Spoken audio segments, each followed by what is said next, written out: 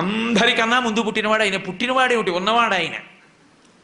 అన్నీ వెళ్ళిపోయిన తర్వాత అన్నీ తనలోకి తీసుకుని ఉండిపోయేవాడు ఆయన. ఇంకా ఆయనకి వయస్సు ఏమిటి?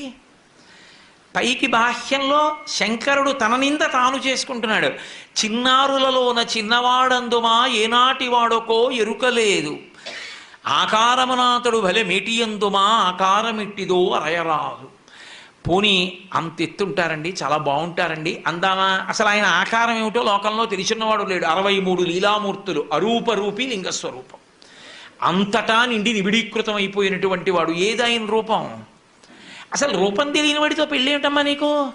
పైగా కులగోత్రములు 2 అరయుధమందుమా తల్లిదండ్రులు ఎప్పుడు ధరణి లేరు.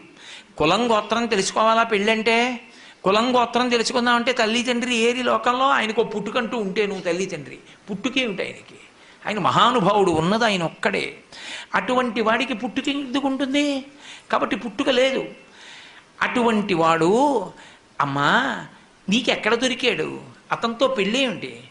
నా మాట విను, విడిచిపెట్టేసేయి. బహుశः మాయచేత కపట మంత్రములను నిన్ను ఎట్లు ఎరిగించుకున్నాడో కాని తగినవాడు కాడు కాడు. బహుశः నీ మీద మాయో మంత్రమో వేశాడు ఇల్లాల్ని చేసుకుందామని. నా మాట విను, వదిలిపెట్టేయి అన్నాడు. అని ఊరుకోలేదు. నిజమే, పోనీ ప్రత్యక్షం అయిపోయాడు అనుకో, ఆయన సొమ్మేం పోయింది, పెళ్లి చేసుకోమంటే సంతోషంగా చేసేసుకుంటాడు. కానీ రేపొద్దున్న మీ తండ్రి అంత ఐశ్వర్యవంతుడు, మంచి పట్టుపట్టలు బంగారు పళ్ళెంలో పెట్టి కట్టుకోవో ఎల్లుడు అని ఇస్తాడు. చీనాంబరంబులు చెలువొప్ప కట్టడు మధుసేందూరేంద్ర చర్మాంబు గాని, రక్తమోడిపోతున్నటువంటి ఏనుగు తోలు ఒకటి కట్టుకొని వస్తాడు పెళ్లిపేట్ల మీదకి. బాగుంటుందా? ఎంత అసహ్యంగా ఉంటుంది. చీనాంబరాలు తీసుకొచ్చి కట్టుకోవాయా అంటే కట్టుకోడు. అది నిందగా కనపడుతుంది, కానీ ఆయన భక్తికి ఎంత వశుడవుతాడన్నదానికి సంకేతం. అంత ఉద్ధతి చేసి కాశీపట్టణంలో అల్లరి చేసినటువంటి గజాసురుణ్ణి త్రిశూలం మీద పక్కన పెట్టి ఆయన తపస్సు చేసుకుంటుండగా సామగాన మంత్రాల చేత పరమశివుణ్ణి స్తోత్రం చేస్తే పరవశించినటువంటి పరమశివుడు ఆయన కోరికని తీర్చడానికి వెంటనే ప్రసన్నుడై, నువ్వు నా తోలు ఒలిచి ఎప్పుడూ కట్టుకుని ఉండాలి, కృత్తివాసేశ్వరుడు అన్న పేరుతో కాశీపట్టణంలో శివలింగంగా ఉండాలి, ఈ తోలు వాసన రాకూడదు, దుర్గంధం ఉండకూడదు అంటే దుర్గంధం లేని తోలుగా మార్చి నెత్తురోడుతూ అప్పుడే నవనవలాడుతున్న ఏనుగు తోలుగా కట్టుకుంటుంటాడు. బాహ్యం, ఆంతరం ఏనుగు, గజము, జగము. కొంచెం అక్షరాలు అటు ఇటు చేయండి. జగ జాయతే గచ్చతే ఇది జగత్, వచ్చి వెళ్ళిపోయేది మాయ. మాయని నేను లొంగదీయగలను, తోలు తీసి కట్టుకోగలను, మాయని నియంత్రించగలను, వహించగలను, నియంత్రించగలను, నియమించగలనని చెప్పగలిగినటువంటి పరాత్పరుడు ఆయనని చెప్పడానికి గుర్తు ఏనుగు తోలు కట్టుకోవడం తప్ప, నాకున్నన్ని పంచెలు కూడా ఆయనకి లేక ఏనుగు తోలు కట్టుకున్నవాడు కాడు ఆయన. కాబట్టి చీనాంబరంబులు చెలువొప్ప కట్టడు మదసింధూరేంద్ర చర్మంబుగాని, రత్న కంకణములు రమణుడై తొడగడు పనిలోక రాజ కంకణము కాని. అమ్మారే పొద్దున మీ ఇద్దరికీ పెళ్ళయిందనుకో, మీ నాన్నగారు రత్న కంకణాలు పట్టుకొచ్చి వేసుకోవాలి అంటే వేసుకోడు. శంకరాచార్యులు వారు చెప్పారు, పార్వతీ పరమేశ్వరుడు ఇద్దరు కూర్చునుంటే పరమశివుడు ఎంత గొప్పవాడో స్తోత్రం చేస్తోంది సరస్వతీదేవి. చేస్తుంటే ఎంతైనా ఇల్లాలు కదూ, బేలతనం. ముగ్ధాముహుర్విధగతి వదనే మురారే ప్రేమత్రపా ప్రణిహితాని గతా గతాని అంటారు శంకర్లు. ముగ్ధ ఆమెకి సంతోషం భర్త గురించి చెప్తుంటే. మా ఆయన కదా అని ఎవ్వరూ చూడకుండా సభలో ఇలా పమిట కొంగు పక్క నుంచి ఆయన చేయి పట్టుకుంది. చేయి పట్టుకున్న కాసేపటికి అమ్మవారి కళ్ళల్లోంచి నవరసాలు చెప్పవలసి వచ్చింది శంకరాచార్యుల వారు. శివే శృంగారార్ద్ర అన్న శ్లోకంలో అన్నీ చెప్పచ్చు, కానీ భయం చెప్పడం ఎలా కళ్ళల్లో? ఆదిశక్తి అయిన అమ్మవారు భయపడిందంటే అసహ్యంగా ఉంటుంది. ఎంత చమత్కారం చేశారంటే, శివుడి చెయ్యి ఇలా పట్టుకుంది ఆవిడ పమిట కొంగు చాట్ నుంచి. మా ఆయని అని గొప్ప కొద్దీ ఏదో చల్లగా పాకుతున్నట్టు అనిపించింది. ఇలా చూసింది, ఆయన చేతి మీద పిల్లపాము ఒకటి ఈవిడి చేతి మీదకి ఎక్కుతోంది. అమ్మో అంది. హరాహిభ్యో భీత అన్నారమ్మా, నీ కళ్ళల్లో భయం అప్పుడు కనపడిందంట.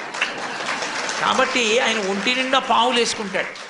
ఒంటి నిండా పావులు వేసుకోవడం అన్న మాటకు అసలు అర్థం వేరు. ఆయన మృత్యుంజయుడు. లోకంలో అందరూ మృత్యువుకి భయపడతారు. మృత్యువుకి మృత్యువు పరమశివుడు ఒక్కడే. అందుకే వక్షస్థాడనమంతకస్య కఠినాపస్మార సంవర్ధనం బుభృత్పర్యటనం నమచ్చురచిర కోటీర సంఘర్షణం కర్మేదం మృదులస్య తావక పదద్వంద్వస్య గౌరీపతే మచ్చేతో మణిపాదుకా విహరణం శంభో సదాంగీకురు అంటారు శంకరులు శివానంద లహరిలో. అటువంటి పరమశివుడు మృత్యువులకు మృత్యు అని చెప్పడం, కాలమునకు కాలమని చెప్పడం, పాములను మెడలో వేసుకోవడం. అందుకని అమ్మాయిన పావులు వేసుకుంటాడమ్మా. రేపు పొద్దున రత్న కంకణాలు పెట్టుకోమంటే పెట్టుకోడు. చందన గంధంబు జానడై పూయడు మద పంచ బాణ భస్మంబు కాని. రేపు పొద్దున్న మీ నాన్నగారు అంగరాగాలు తెచ్చి, అంగరాగాలంటే ఏదో పౌడర్ డబ్బా తెచ్చి అక్కడ పెట్టి రాసుకోవాయి సువాసన వస్తుందంటే రాసుకోడు. గబగబా వెళ్ళి ఇంతకు ముందు తన 3వ కంటి మంటతో కాల్చేసిన మన్మధుడి భస్మ తీసి ఒంటికి రాసుకుంటాడు.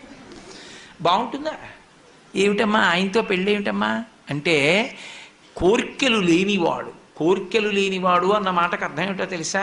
కోరిక పుట్టనివాడు కాడు. కోరిక పుట్టడానికి అసలు తనది అన్నది లేకపోతే ఓ కోరిక. తానన్నీ అయిపోయిన వాడికి కోరిక ఏమిటి? నాకు ఒకటి లేదనుకోండి, అది పొందాలని కోరిక. అసలు నాది కానిది, నేను లేనిది ఒకటి లేకుండా పోయిందనుకోండి, నేను పూర్ణుడనైపోతే ఇక నా కోరిక ఎందుకు ఉంటుంది? అది శివతత్వం. కాబట్టి ఆయన రేపు పొద్దున్న ఆ మన్మధుడి భస్మ పూసుకుంటాడమ్మా. పువ్వుల దండడు జానడై తురమడు వెలయింతలేది రే వెలుగు కాని. చక్కగా పూలదండ మెడలో ఉంచుకోవాలి, గొంగళీ పురుగు లేనిదైతే. కానీ ఆ పూలదండ వేసుకోడు. నాకుండలి నామకుటి నాస్రగ్వి నల్పభోగవాన్న హస్తాభరణో నాపి విద్యతే నాప్యనాత్మవాన్ అని రామాయణం బాలకాండ. చేతికి ఆభరణం లేకుండా, మెళ్ళో పూలదండ లేకుండా పురుషుడు ఉండకూడదని. అసలు నిజానికి సంప్రదాయం అది, నాస్రగ్వి దండ లేకుండా పురుషుడు ఉండకూడదు అని. కానీ పరమశివుడికి దండ వేశారనుకోండి, నాకెందుకు ఇవన్నీ అని ₹1 పెట్టి ఖర్చు లేని రాత్రిపూట వెలిగే చంద్రుడిని తెచ్చి పైన పెట్టుకుంటాడు. ఎలా ఉంటుంది ఏమిటి? ఇక్కడ వెలుగుతూ చంద్రవంకి ఇలా ఉంటే ఏం బాగుంటుందమ్మా? ఏమిటి ఆయనతో నీకు పెళ్ళి ఏమిటి?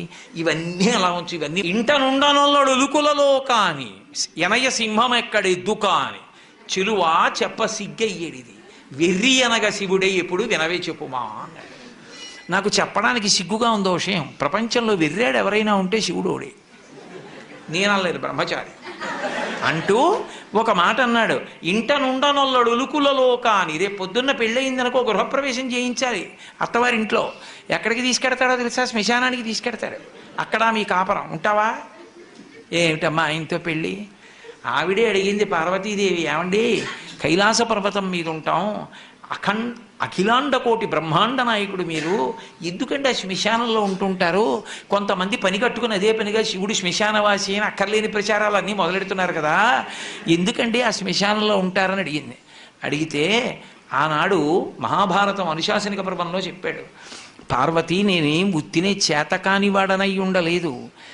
బ్రతికున్న నాళ్ళు అక్కడికెడదాం ఇక్కడికెడదామని పని లేకపోయినా షికార్లు తిరిగి నేను ఇంతటి వాణ్ణి అని గుండెల మీద చెయ్యేసుకుని ఇంత గర్వించి మా ఆవిడ, మా పిల్లలు, మా అన్నయ్య, మా తమ్ముడు, మా స్నేహితులు ఇంతమందిని చూపించినవాడు ప్రాణం పోయిన తర్వాత ఎండు కర్రల మీద పడుకోబెట్టి తాడుతో కట్టేసి ఒంటి మీద కేవలం అత్యంత చవకబారు వస్త్రం ఒకటి పెట్టి పాడి మీదకి తీసుకెళ్ళేటప్పుడు ఆ బట్ట కూడా తీసేసి కట్టెల మీద పడుకోబెట్టి ఇంధనం పోసి కర్త వచ్చి అగ్నిహోత్రం వెలిగిస్తే తల దగ్గర నుంచి కాలుతూ వచ్చేసి తల బద్దలైపోయిన తర్వాత అరికాళ్ళల్లోంచి నెత్తురు ముద్దలు ముద్దలుగా పైకొస్తుంటే పెద్ద కాడ పట్టుకుని కాళ్ళు పైకెత్తి వెనక్కి పారేస్తే నా ఒళ్ళు అనుకుని మురిసిపోయిన వాడు ఆ కట్టెలలో కాలిపోతుంటే జీవుడు పైకి లేచి చీకటి పడుతోందని వచ్చిన వాళ్ళందరూ స్నానం చేసి వెళ్ళిపోతే